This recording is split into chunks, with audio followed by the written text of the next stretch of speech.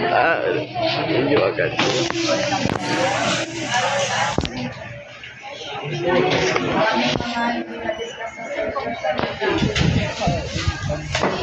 Ang application nun, definition, yung application na yung puro word problem. So, circles. So, number 2 is distance from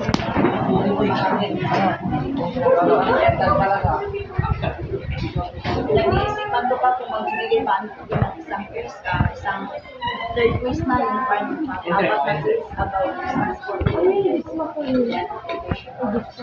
Yung ano, yung nasa side ni ma'am, ay sila naman, nasa picture. Yan lang yung mga pag-aalala ko. Pag sinabing distance formula, okay, proving siya, proving some geometric properties using distance formula. Under yung distance formula, under midpoint and slope. Equation of a circle, dalawang forms ng circle tayo isama. Okay, mayroon tayong dalawang forms, standard form and geometric. Sige lang. Circles, ito yung pinakamadami. Okay? Ito yung mga pinakamadaming part. Pinakamadaming subtopic. Okay, so, ito lang. Isahan nyo lang. Yung mga PowerPoint na pinicturan nyo, ilipad nyo sa notebook. Yan.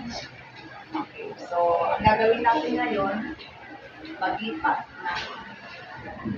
Ayusin nyo yung review nyo sa mathematics. Okay? May tatlo pa akong report, kaya hindi ko maibigay muna yung mga papel. Stapler yun na, Tuloy. sa parent. Okay, after exam, baka next week, bago kayo